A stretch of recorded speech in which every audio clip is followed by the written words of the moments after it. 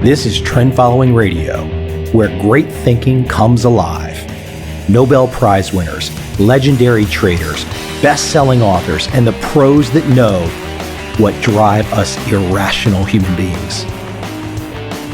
I am your host, MICHAEL COVEL. Not filtered, raw, honest. That's my passion.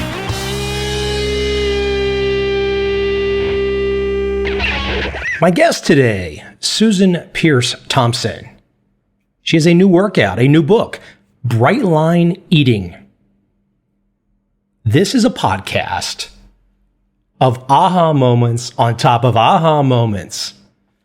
Because just about everything that every one of us does with our eating is wrong. Not only are our actions wrong, our understanding is wrong. Just a really fun, interesting conversation. And for those people, whether it's you listening or those people in your life that have a problem with weight, a problem with eating, this is a must listen. I hope you enjoy this conversation with Susan Peirce Thompson.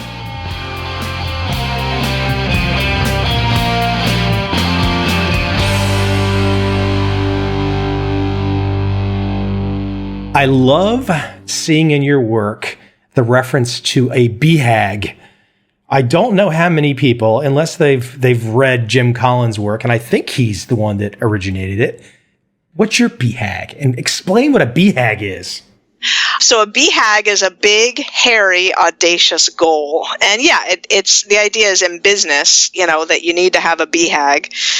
Like I heard that IBM's BHAG back in the day was, a computer on every desk. So my BHAG is that anyone, anywhere who really, really wants to lose all their excess weight and keep it off for good and is willing to do what it takes to make that happen will have a roadmap that works.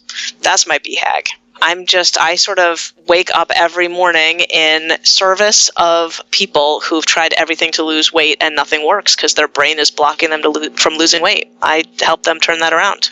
Let's start at a beginning, somewhere in the beginning. Let's use you as a guinea pig example, so to speak. So I can remember myself, I was probably a little chubby around 10 or 11. I hit puberty. I started playing sports. I've been pretty physically fit most of my life. However, if I don't exercise and I don't watch things, I will easily get out of shape fast. And I have friends and family that I know they need assistance. And I was looking forward to this conversation in that sense. But you have a personal experience with this. I mean, the way I understand it, and I'm going to let you explain too, but you were dealing with weight issues. You were overweight. You were trying everything under the sun, from what I can gather, whether that would be a particular diet, a particular exercise program. So you were putting forth the effort and you just couldn't get results, and something snapped in you. My trajectory with my weight went through a lot of phases. I wasn't a fat kid. I became overweight at the age of 12. As a matter of fact, I weigh less right now, at the age of 42 than I did when I was 12 years old.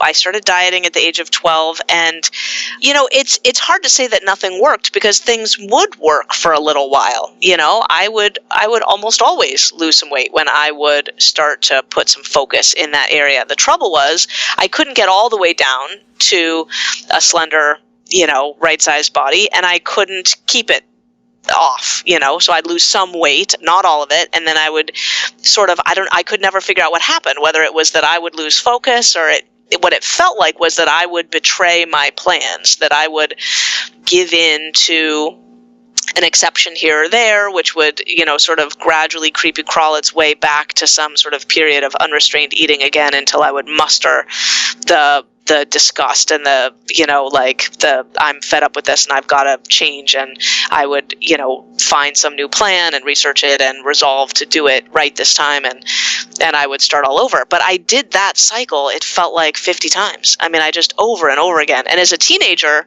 I found the one drug that, the diet that really does work, which is drugs. I did psychedelics, and then I did crystal meth, and then I did cocaine, and then crack cocaine. And, crystal meth really works. I did get down to a slender body when I was about 17 on crystal meth. I also went psychotic and dropped out of high school. Currently with a PhD in neuroscience, right? Cognitive neuroscience? I mean, brain and cognitive sciences. Yeah, my PhD is in brain and cognitive sciences. So that dropout in high school, let's let everyone know from the beginning, you kind of fixed that. Well, yeah, that's the thing is when you have a PhD, nobody asks you if you graduated from high school. You don't have to put that on your resume. Yeah, no, but I took I ended up ultimately taking a high school equivalency test, which I think I took on acid and passed, stayed out of school for years, and then got clean and sober when I was 20. The drugs took over my life. And every time I would think about quitting, because the drugs were getting pretty scary, there would be that specter of, yeah, but I'll get fat. Well, a lot of the drugs wasn't necessarily only the high, it was weight maintenance. It was both, yeah. I mean, it was a constellation of things, yeah, Gotcha. For sure. Yeah, not needing to think about food, not needing to eat, yeah, that was a big part of it for me, for sure. Let me lead you down the path a little bit further. Once you got off the hard drugs, which I did not know, but that's terribly interesting. Once you got off the hard drugs, you were still addicted to two things, like we generally all are in modern day life. You were still addicted to two things that, frankly, are as bad as coke and heroin, and that would be sugar and flour, correct? Yeah. Yeah, I was addicted to those things, and I struggled with cigarettes and nicotine and caffeine and sort of infatuation / sex / relationships. All those have been big addictive forces in my life, but nothing is harder to kick than food, in my opinion, in my experience. For me personally, nothing has been harder to kick. What was the breaking point for you? Let's give people a moment where they can kind of get inside your shoes. You are, after all this, you reach a point where you're overweight, but what was the trigger that got you, A, losing weight, and then B, going down the path that we're about to explore in the next few minutes? The breaking point that comes to my mind is I was in my 20s. I was obese. I didn't know that I was obese, but I know now because I know what I weighed. How tall were you and how much did you weigh? I'm 5'3". I was 170 pounds. So it's just into the obese range on the BMI chart. I ended up getting bigger than that. That was a size 16. I didn't buy size 16s. I had a closet full of 14s, 12s, 10s, and 8s. My 14s barely fit, and I was sucking in my stomach, or just leaving the top button unbuttoned and using a safety pin, or just wearing stretchy things, extra large tops, stretchy pants. So I was a size 16, but I wasn't buying 16s. I did get to a size 24 at some point. I have no pictures of that, but at some point I binged my way up to a size 24. That was my biggest. What happened in you, though? At some point in time, you reached down and said, I need to get out of this. How did that start? It started with my husband and I. My husband had gained some weight too. We'd been married for a couple years, and we'd just been going out to eat all the time, and both of us had been getting bigger. We decided to do a bikini body transformation challenge. There was a $100,000 grand prize. Couples could enter. There was a special couples section that had its own $100,000 grand prize, and we took before pictures together. It was a 12-week challenge, and we just sort of, looked each other in the eye and basically pinky swore that we were going to do this. We started working out 6 days a week in the morning together, and the program called for 6 small meals a day and then a free day on Sunday. And we were doing it. We were like 8 weeks in, and it was going great ostensibly. I mean, we hadn't missed a workout. We'd get up in the morning and go to the gym together every morning. The food was going well for him and apparently for me, but the thing was, it was making me crazy. Like I'd eat my little meal. They had the bars and the shakes and all that stuff, right, with the artificial sweeteners in them. And, the stuff was really triggering for me. So I would eat my little meal after the workout, and then I'd eat another one. Within like 15 minutes, I'd be eating another one. And then 20 minutes later, I'd be eating another one. So now it's 9 a.m. and I've eaten 3 of my 6 meals. And now, I'm starting to panic a little bit because I don't have much food left for the rest of the day. And then the free day was messing with me. So all week long, I'd be fantasizing about what I was going to eat on that free day.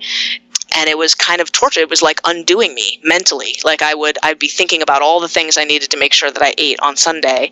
And then we would hold a dinner party on a Wednesday night, and I'd decide to transfer half of my free day to Wednesday night so I could cook something really good for the dinner party.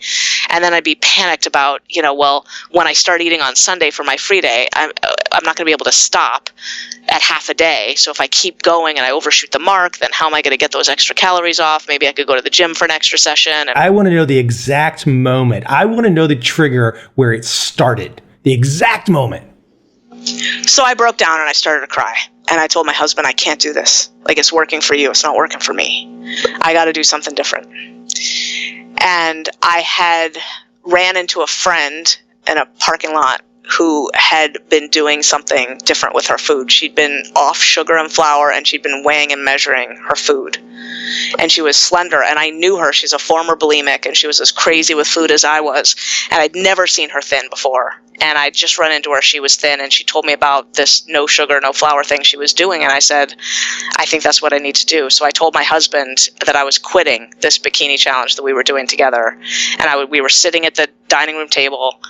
He was staring at me with hurt and bewilderment in his eyes and just like incredulity as he stared at me as I told him that I was quitting what looked like it was going really well. And we were like on track to try to win this $100,000 challenge that we'd started together. And I told him, I can't do it. I can't do this for another day. I'm going crazy. And I said, I'm going to stop doing this, and I'm going to start like eating no sugar, no flour, and I'm going to start weighing my food. He just couldn't even believe it. How quickly did you get results? Really fast, actually. I think the muscle mass that I'd built up from those 8 weeks of hitting the gym like that, I stopped working out and I just started focusing on the food. I think I was like 130 pounds within a month. I was only weighing myself once a month at that time. And then within another month, I was 120. I got down pretty fast. It's somewhat serendipity that you got this insight about no sugar, no flour. And as I mentioned at the top here, the cognitive, the neuroscience, the background, that you then went back and have kind of reverse engineered and figured out technically what's going on in the brain. Yeah. I mean, it's all serendipity. When I look back at my life through the lens of bright line eating as it exists today, every breath I took practically of my life leading up to this paved the way for it. I mean, really everything. What you said is exactly what happened. It's exactly what I did. I went back and I reverse engineered. I said, why? It's sort of like, when you're looking at one of the start end mazes in a kid's, puzzle book or whatever. You start at the start point and you trace in for a little bit, and then don't you just jump to the end and you start to trace backwards and you try to meet in the middle somewhere, right? I had in this community of people, it was a 12-step community of people who didn't eat sugar, didn't eat flour, weighed and measured their food. And I saw in these rooms success that unlike I'd ever seen before in anywhere. And people who'd been morbidly obese, whose whole families were morbidly obese, and they were slender. They were living in a right-sized body. And I started to reverse, like the scientist in me was like, why is this working when, Weight Watchers doesn't have anywhere near this kind of success rate? Nobody does. In the academic journals, there isn't a single published peer-reviewed scientific article showing any program getting any cohort of people down to goal weight. Not one. It's never been done before. And I started to look at, academics don't really respect or care about 12-step programs. They're also very hard scientifically to study because they're anonymous and they don't have any central organization and all these issues. But at first I tried to study the program directly. And then there were problems with the program. Like a lot of people didn't want to go because it was just super dogmatic and rigorous and not scientifically grounded and stuff like that. I started Bright Line Eating in 2014, and we started a research program that went along with it to document exactly what was happening. And our findings so far are, right now, I'm sure it'll not stay this way, I'm sure. But right now, our findings are that our folks are 280 times more successful than any other published weight loss program in the world. Let me let you break down some of the neuroscience. And I'm going to throw a couple terms out, a couple hormones and whatnot, and let you explain how these fit together we could probably go on for hours, but I'm going to let you, as you lead off in your work, you say, the entire brain runs on glucose. But I want you to kind of walk through the notion of glucose, there's another hormone, leptin, and talk about insulin. Paint the picture for people out there. I'm just throwing these terms out. Some people are probably already reaching for Google to say, what the hell? I don't remember from high school or college. But paint the picture for people, the neuroscience that's going on. For example, I can look across the room right now and I see a little glass jar of what appear to be Jelly Bellies. I don't have a craving for them or anything like that. But there's a lot of science for a lot of people that once they get into that hook, it's messy. So you, with this extreme background inside the mind, let you walk through those hormones that I just mentioned. The body, the brain, they run on glucose. When you eat, it gets broken down into glucose, ultimately. If you eat something like sugar or flour that's super fast acting in the digestive system, it floods the bloodstream with glucose really rapidly. In the case of sugar, fructose and glucose. In the case of flour, just glucose. But either way, it causes a spike in blood sugar, and the body needs to keep blood sugar within a certain band, within a certain range. It's sort of like a thermostat. It just doesn't want it to go too high or too low. So it's going to flood insulin into your bloodstream, and insulin is the hormone that's going to allow your cells to use all that sugar. And if there's excess, insulin will suck it out of the bloodstream and store it as fat, make sure it gets stored as fat. If you spike your glucose too hard, too fast, too often, you start to develop something called insulin sensitivity, and all of a sudden your baseline insulin levels need to start rising because your body's no longer as sensitive to it. It just doesn't recognize it as well, so you need to have more and more to get the same effect. What we're seeing these days are baseline insulin levels have risen in the general population way beyond what they need to be. We're seeing insulin levels should stay steady through childhood. Instead, we're seeing them double from elementary school up to high school. There's just massive rises of baseline insulin levels in the general population. We're not talking about spikes. We're talking about baseline levels. Now, there's one problem with that, which is that it turns out that insulin does something pretty bad in the brain. It blocks the hormone leptin. And that's a big problem because leptin is the hormone that tells you that you're full and that it's time to get active to burn all the calories you just ingested. What we've created in the way we've been eating is a kind of insatiable hunger, a hunger that never gets satisfied by eating. It's the hunger where someone's eaten a full dinner and now they're sitting on the couch watching TV and now they're going to the cupboard for a bag of chips and they're eating the bag of chips. Now the bag of chips is gone. They've eaten a full dinner. They're not hungry, but they still want to eat. They finished the bag of chips. Now they're going to the freezer for ice cream.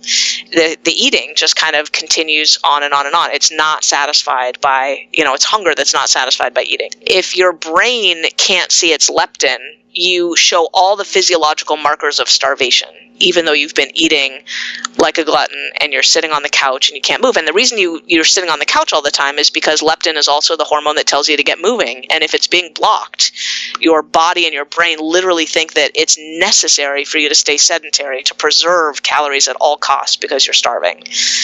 That's the relationship among those things that you just mentioned. That's core to your work. That's core to all of us having any success, to understand that. Yeah, there's no way to eat less and exercise more when insulin is blocking your leptin. There's no way to do it. So you look at a type 2 diabetic and you say, you need to eat less and exercise more. They can't do it. I mean, they could do it mind over matter for a day or two, but it's essentially like telling someone, I want you to breathe really, really slowly through your nose while you run up 10 flights of stairs. Like, it just can't be done. You can try. I mean, theoretically, you've got, the capacity to breathe slowly through your nose. I mean, you can sit here and breathe slowly through your nose, but if you start to run up 10 flights of stairs, at some point your brain is going to demand the oxygen that it needs.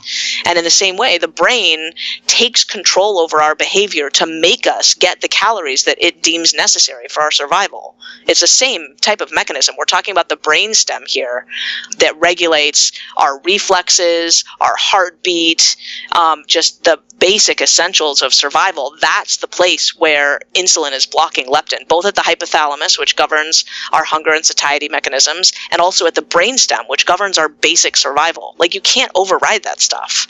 There's a reason why now the challenge is that the time span over which that happens is not seconds like it is if you're trying to run upstairs. It's over months, right?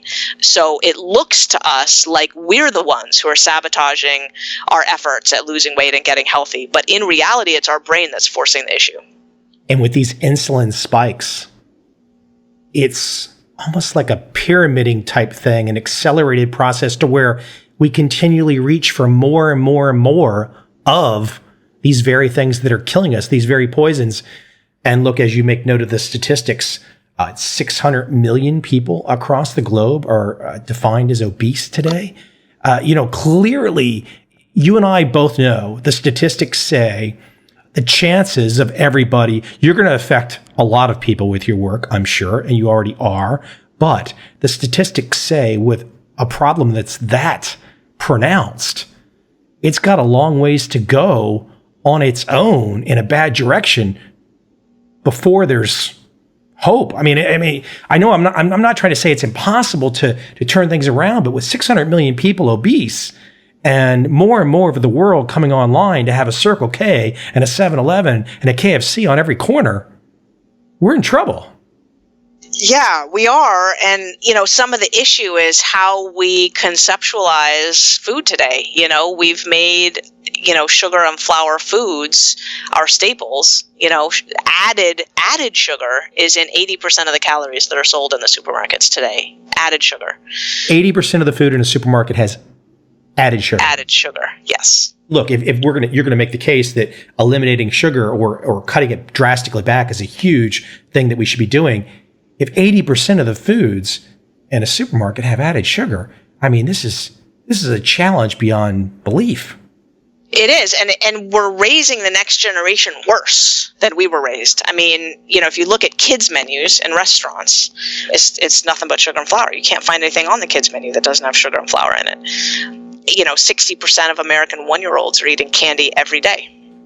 60% of one-year-olds are eating candy every day. Every day. That's frightening. In America. That's frightening. Yeah. And so, and the first food given to babies is flour, the first solid food. I mean, there's sugar, straight up sugar in formula. And then the first thing where moms are told to thicken it with is like a rice cereal that's made out of straight rice flour. We want to get, and I'm going to get to letting you talk some of the, look, you have a very detailed book that people are going to have to check out, that's for sure. But I want to, getting sugar out of the diet or cutting it drastically back, that's a huge goal. We can already see that. But what happens? Like right now, I mean, today I had some marshmallows and I had some of those Jelly Bellies. And I think I even snuck a Coke in today. And the woman in my life was basically like, what are you doing? I'll go do yoga tomorrow for 90 minutes. And I feel like I'm on a treadmill a little bit where I should, if I could just get rid of those urges to have that little bit of sugar. I'm not obese or anything like that. But if I could get rid of those little bit of urges, I could make better progress. But what's going on inside the brain that doesn't let us escape the sugar? Well, it's the same addiction mechanism that doesn't let us escape heroin or cocaine if we've been on it for a while. So it has to do with dopamine downregulation in the nucleus accumbens. So the reward circuitry in the brain is deep within the brain. If your head's a cue ball, it's sort of right in the middle. And we're talking about the nucleus accumbens, the ventral tegmental area, and these sort of circuits that they're very old, very primitive, and their purpose is to motivate our behavior. They're talked about as the pleasure circuits, but actually a dopamine drip there doesn't feel like pleasure. It just feels like more.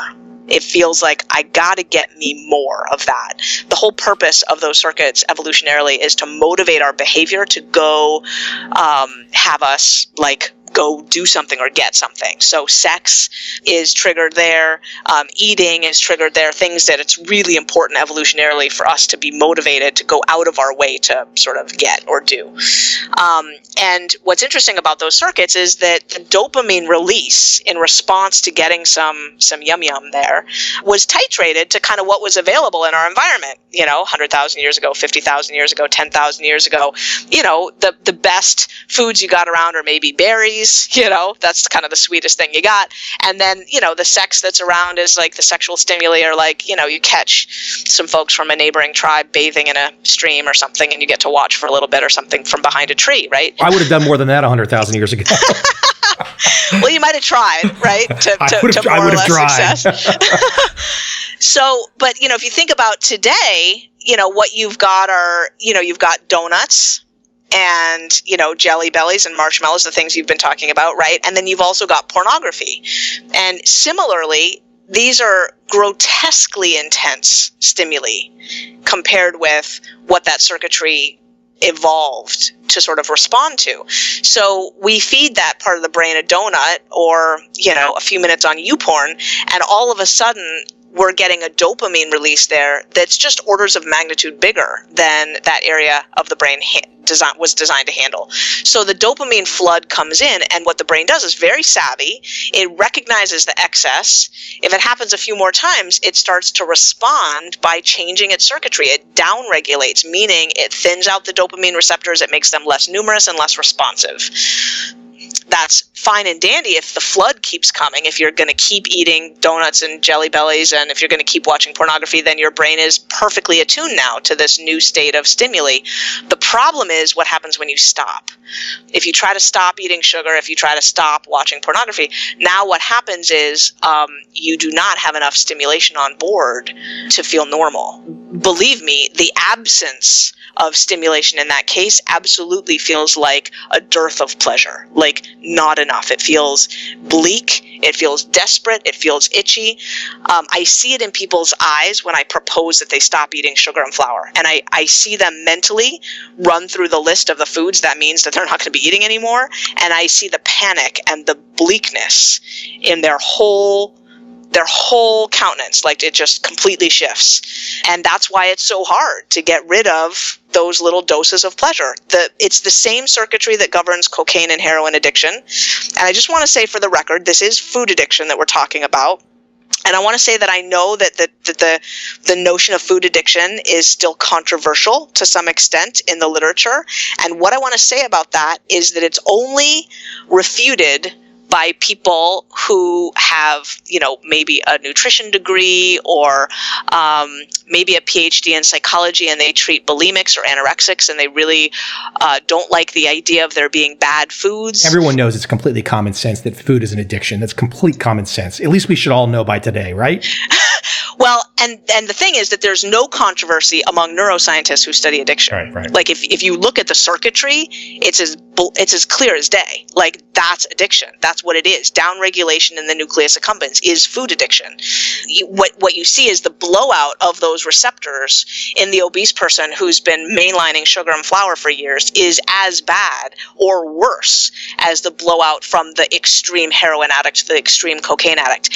And you could say correlation doesn't prove causation. Maybe the obese person was born with fewer dopamine receptors, but actually, we've actually done the research to show that it is the beginning of the eating of the sugar and flour that causes those dopamine receptors to downregulate. You're going nurture versus nature there, and you're basically saying it's not nature, it's nurture. No, it's nurture. And that makes sense because the reality is that, you go back 50, 100 years, 1 in 100 people were obese, right? I mean, it's just... Sugar was not in our diet till what, the mid-1700s? Is that what you say? Yeah, about then. And even then, it was still pretty hard to come by. I mean, the big shift happened in 1973 when Earl Butz changed the farm bill, to basically take off the subsidies for not producing certain commodity crops and to basically pay out unlimited, just pay, produce. And corn started to be produced like gangbusters, and all of a sudden high fructose corn syrup, 6 times sweeter than sugar, flooded onto the market, and snack foods just all got repackaged with sugar in them. They sold better, they tasted better, they were cheaper. You're making me sick, you know that? I mean, in a good, no, but in a good way. Honestly, I'm sitting here right now and I'm kind of looking around the kitchen and I'm thinking about what you're talking about. You're talking about, frankly, the near-term evolution of us Homo sapiens and what we've done to ourselves. And there's a solution. And I want to, as we kind of wind down, I want to give people some idea of the direction towards a solution. So let's say, for example, I go cold turkey. I wake up tomorrow and to the best of my ability, I start looking at the innards of everything that I'm eating. And let's say I can at least cut back on sugar 80%. Well, something's going to happen inside my brain because you've been talking about addiction, you've been making comparisons to drugs. I'm going to go through some type of withdrawal. And look, I'm somebody that does a lot of activity, but I'm still going to deal with it like of other people. Someone that's obese, it's going to be really problematic. How long will that withdrawal go on? Not only how long would it go on, what have you developed to help people it's that beginning step to see some progress, to feel good about themselves, to not be in that state where the brain is just going haywire on them. What have you developed to help people to get through that initial hump?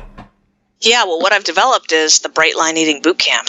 And so it's a program that gives people a step-by-step roadmap, and it gives them a community to associate with, where we kind of keep you so busy at the beginning of the program that you're really focused on figuring it out and, doing it right and downloading all the stuff you need and watching the videos and logging into your online support community. And those first few days of withdrawal kind of, we distract you from them, basically. Let's say for the person that's listening right now, and there's a lot of people that listen to my podcast, knock on wood, fingers crossed that continues. But for those people that perhaps won't have a chance to participate with you, maybe they'll pick up your book. Hopefully they'll pick it up and take a good read.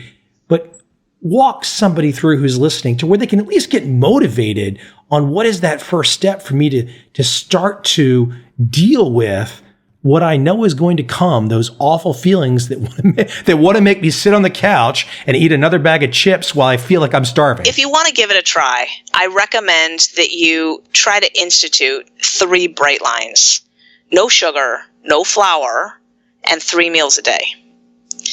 The tasks that I want you to do to start off are, number 1, I want you to start writing down your food the night before. Like after dinner, go to the fridge. You need to get a little journal.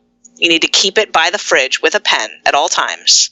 And after dinner, you go to the fridge, you open up the fridge, you open up your little journal, and you're going to write down what you're going to eat for breakfast the next day, what you're going to eat for lunch, and what you're going to eat for dinner. And the next day, your job is to eat only and exactly that. And the reason it's important to plan your food out the night before is because research shows that we get hit with 221 food-related choices every single day. And research also shows that willpower is a very finite resource that gets exhausted really quickly and that it frequently abandons us. And so the reality is, if you rely on willpower to execute your food choices, you're dead in the water. So the alternative to that is relying on planning, preparation, and habit and ritual. A system. A system, exactly. We want to automate your eating like your toothbrushing is automated. 95% of us, almost all of us, brush our teeth twice a day. Whether we're tired, whether we're sick, whether we're traveling, it doesn't matter. Whether we've been out late because it's New Year's Eve, we still brush our teeth. And that happens without any involvement of the prefrontal cortex. There's no decision making happening there. It's not an impulse control, executive decision making kind of task execution thing. It happens through the basal ganglia where automatic execution happens, habits. And we want your eating to go into the basal ganglia too. We want it to be executed from that part of the brain. No choices involved. And it's really with a bright line. You said something, just a big red flag, Mike. You said, what if I tried to do this no sugar thing 80%? And what I want to tell you is that 80% execution of this will be 500 times harder than a bright line, which is a no exceptions policy. It's like you're a 3-pack a day smoker. Maybe you're not a 3-pack a day smoker. What am I eating? Because if 80, really, this is, for most people out there listening right now, they're thinking to themselves, okay, Susan has just said 80% of the stuff I'm buying in the grocery store has got added sugar or corn syrup or something. So where are we back at, caveman type stuff? What are we, do I have to go out and kill it to eat it? I mean, do I have to pick the vegetable? I mean, Mike, seriously. It's all the whole real food, man. It's all the stuff on the perimeter of the grocery store. You can eat every fruit, every vegetable. You can eat every kind of meat, every kind of dairy, every kind of bean or legume, every kind of nut or seed, every kind of, so for breakfast, try cooking yourself a big bowl of oatmeal, put a bunch of nuts and ground flaxseed in there and a bunch of berries. So good. Sprinkle some cinnamon on it. Yum. Are eggs out? Eggs with no oil? Eggs are fine. Okay, eggs are fine. Okay, yeah, I'm an egg man. yourself I up love some eggs. Okay. Have some bacon with it if you need to. Have some potatoes with it. There's no sugar or flour in any of that. Have some fruit with it. Whole real fruit, not fruit juice, not dried fruit, but whole real fruit with a meal is fine. I've got a note here. You just brought it up. I need to ask about it. Everywhere, I'm currently calling you from Asia, but everywhere across Asia, I see it in the States, there is just fresh fruit juice everywhere. You can watch them, strain the stuff, they're showing you. Talk to me though. I'm curious. So we've got, whether it's a mango or pomelo or something that's got all the quote meat inside, all that pulp. Talk about taking the pulp out and going juice only versus having the pulp and the fiber still with the fruit. If it's juice, don't drink it. Juice, I don't care if it's pulp or no pulp. Juice hits your system like a can of Coke. Straight fructose, straight to the system. Only benefit is it's got a few more vitamins, but that's it. Juice is a can of Coke. What if I take the blender and I put the fruit in the blender and turn it to a drink? You're saying that's still, I should eat the whole fruit. Eat the whole fruit. So the act of making it a drink is a problem. Yeah, it is. See, that's counterintuitive to, I guarantee you, most people are hearing that and going, that makes no sense, because you're thinking, hold on, I've got the blender, I've got the fruit, I could put the stuff in the blender. Why, what's changing? Something's changing, isn't it? Yeah, something's changing. So let me educate you about fiber. Every fruit has just about equal parts of soluble and insoluble fiber. You've heard of those things, right? Mm-hmm. Soluble and insoluble fiber. So what does that even mean? Insoluble fiber is insoluble. It doesn't dissolve. It's like sticks, like twigs. At the microscopic level, it's like twigs, right? Soluble fiber is soluble. It dissolves. It turns into like a mud, kind of like a viscous-y mud type thing. The purpose of soluble and insoluble fiber is to coat the inside of your intestines so thoroughly that it dramatically slows the absorption of whatever you've eaten into the bloodstream. And it works like sort of creating a thatched hut of the roof of a thatched, hut thing, where the bamboo shoots are like the insoluble fiber, they're the long twigs, and then the packing mud is like the soluble fiber. You take all that and you throw it in a blender, you've just lacerated the whole thing. Like the insoluble fiber is no longer these beautiful long strands, it's all broken up, and now all of a sudden what you've got is a bunch of little particles that flood right into the bloodstream super fast, just like a can of Coke. That's the issue. This also applies, I assume, if I walked into Whole Foods and I see these nice fancy label bottles for $4 a bottle, and they tell me they've got 25 different vegetables in there, and it's all organic, but it's been ground to nothing. It's the same purpose. There is no same purpose. Thing. You need to eat whole, real food. Now, here's another interesting line of research that talks about why it's bad to drink your calories. Neurogenesis in the hippocampus. Just the quick version is, 10, 20, 30 years ago, neuroscientists used to think that no new neurons, no new brain cells were ever created. You were born with all the brain cells you were ever going to have. And the only thing that changed in the brain was wiring up the synapses over time. Turned out that that's not true, that new neurons are created, mostly in a place called the hippocampus, not very many of them, and there's lots of things that affect the rate of the creation of those new brain cells. The creation of these new brain cells are really important because, for example, they're really important to mood. It turns out that depression is a slowdown of neurogenesis in the hippocampus, and feeling better is an increase in neurogenesis in the hippocampus. It affects all kinds of things. Turns out not chewing your food, like slurping down soft calories, is associated with a slowdown of neurogenesis in the hippocampus, and chewing, masticating your food is associated with an increase in neurogenesis in the hippocampus. You do not want to be drinking your calories for all kinds of reasons. You're frightening me in a way where it's like, it's such bold truth and it makes sense. if someone hears you explain the idea of taking your blender and making a smoothie with a bunch of fresh fruit, I mean, everybody listening, I'll guarantee you, has pulled out the blender and thought they were doing something wonderfully cool. And my gosh, it's just, I could eat 20 pieces of fruit now. It's all in one glass. We've all done that. And you've just basically told us all we didn't know what we were doing. Yeah, not a good idea. Eat whole, real food 3 times a day. Lots of it. Willpower. You've talked about it earlier. You've got an interesting story by a professor at a university. I actually went to grad school at Florida State, and I interviewed another guy on this show, Anders Ericsson from Florida State, who's a deliberate practice guy. I think he would be right there with your automation of the systematizing of the food eating each day. But why don't you talk about this study from the radish experiment? I thought that was quite interesting. Yeah, this is a classic study in 1998. It was the beginning of this big literature on willpower. And by the way, if people have heard that this literature has been debunked, I think that the debunking was really, really weak. They couldn't replicate like 2 of the 116 studies that have been done in this field. They have a long way to go to show that this stuff isn't true. This stuff has a very broad research base behind it. So anyway, the radish study was in 1998, and what they did was they took a bunch of undergraduates, they told them to fast overnight and to come to the lab hungry at 10 a.m., not having eaten anything for at least 12 hours. They got to the lab at 10 a.m. and boom, they got hit with the smell of freshly baking chocolate chip cookies. They'd ordered a little portable oven. It was sitting in the lab, and they were baking chocolate chip cookies right there. They'd also already baked a plate 15 minutes prior, and it was sitting on a table, a mound of chocolate chip cookies, and if that wasn't enough, they had little chocolates all the way around the edge of the plate. They also had a bowl of freshly washed raw radishes sitting on the table. So people were escorted to the table, and they said, hey, have a seat here, and here's a questionnaire that we need you to fill out. It was long. It took about 15 minutes to fill out. Feel free to eat some of these radishes, but don't touch the cookies or the chocolates. They're for the next experiment. And the researcher walked out of the room and left them to fill out this questionnaire, sitting at a table with freshly baked chocolate chip cookies within arm's reach and a bowl of fresh radishes. The people were then, after 15 minutes and after the questionnaire was done, taken into the next room where they needed to do the actual experiment, which they thought was an IQ test. And what it actually was a bunch of insolvable geometry puzzles, like super hard and impossible to solve. And the question was, how long would they persist at trying to solve those puzzles?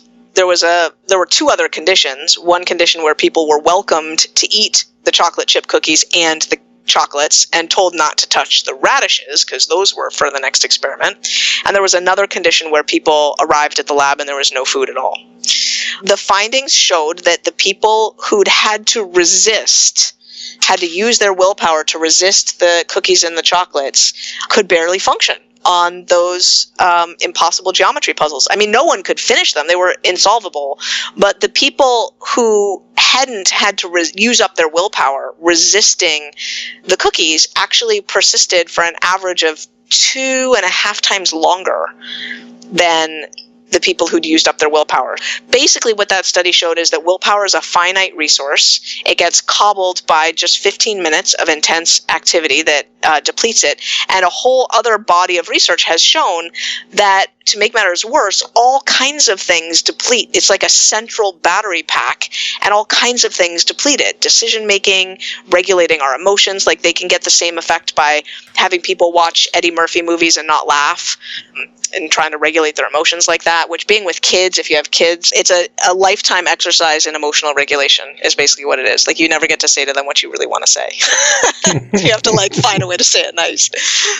But yeah, all that stuff depletes your willpower. So basically, it explains why at the end of a long, hard day of work where you've been checking email nonstop, which is making decision after decision after decision, sitting in traffic, which is emotional regulation, dealing with your kids, which is emotional regulation, and then you turn to your spouse and say, let's order a pizza. And it's not on your food plan. You have no idea why you made that choice. You basically just fell into the willpower gap. When I often do interviews with people like yourself, I'm often, depending on where I am in the world at that particular time, but often it's at night and usually a guest's morning. And it's amazing how much I know, if I had to kind of like look inside my brain, what is being spent. Because at the end of an interview with an intense subject like yourself, someone that's really bringing it to the table with a very tight expertise, I'm worn out. Yeah. You want to reach for something at that moment in time. Yeah, totally. The task that you're describing is regulating our task performance. So you're doing it by, I'm sure you've got notes that you're checking, making sure that, looking at the time, making sure you've asked the questions you wanted to ask. You're regulating your performance. It's the same if you're acting or giving a dance or some kind of speech or something, but it's also the same if you're just a teacher and you're entering your grades into an Excel spreadsheet and you're just looking and double checking that you haven't entered it into the wrong row and making sure you got the number right, and all of that taps your willpower just as if you'd been resisting chocolate chip cookies all day. People don't necessarily understand, and you just mentioned kind of acting or doing this podcast interview now, people that aren't in that type of performance or that type of world, quote, being on stage, sometimes don't appreciate how much it really does deplete you. I mean, when you're done, you're done. You're like, wow, I'm off. I need to lay down, I think the takeaway for people, and to go dig more into your world, to check your book out for sure, but the idea of making eating boring, taking the sexiness out of eating, making it a rigid model, a system you must follow. Here's what you must do. It's no longer fun.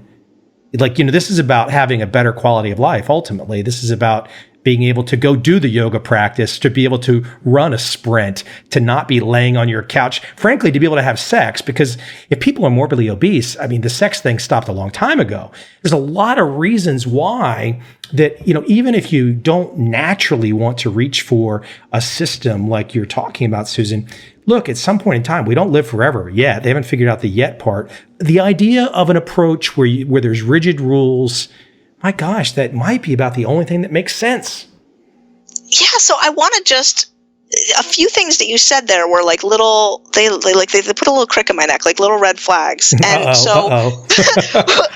and I guess all I want to say is I just want to emphasize how much I love my food.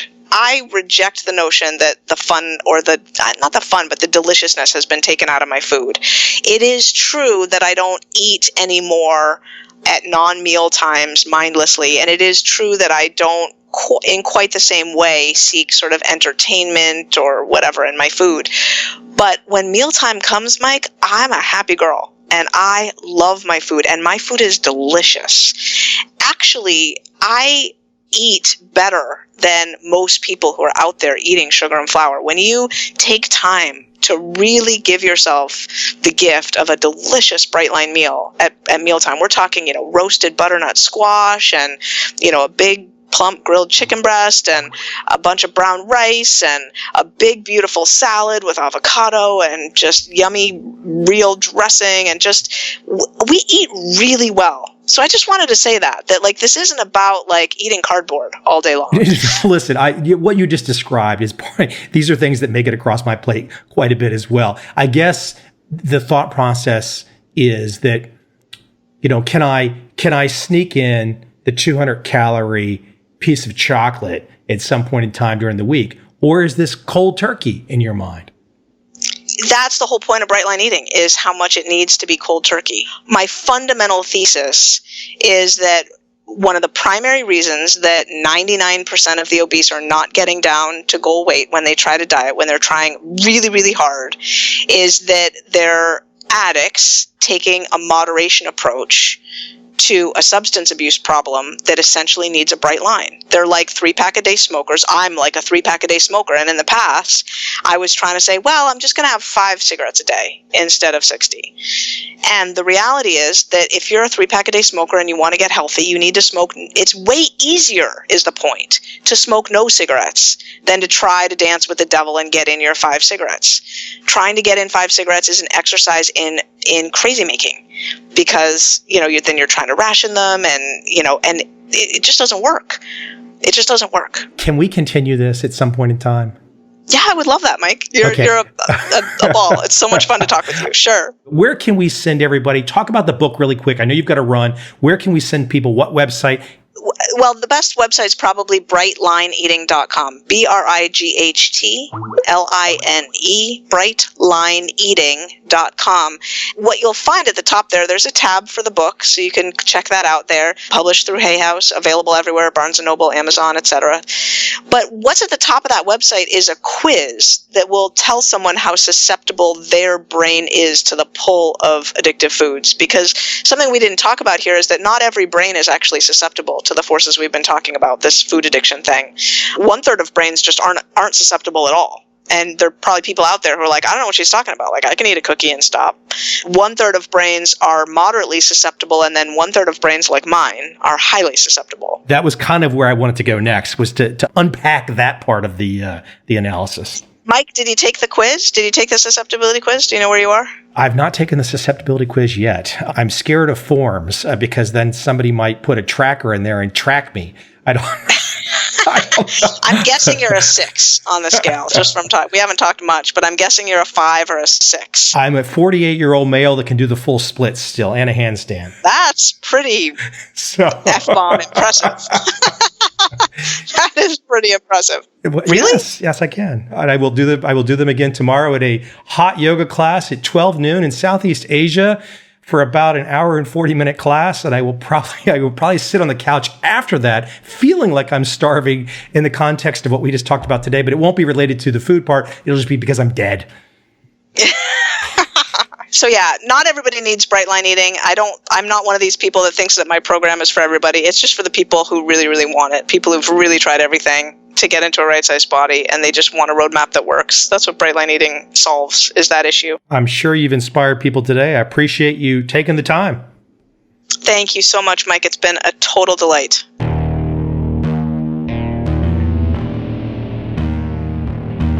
I see a time when those awake will understand how to make money in up, down, and surprise markets.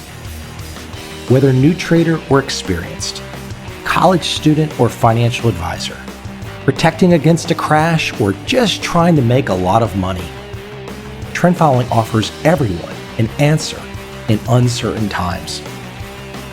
To get started immediately, send me an email, michael@covel.com.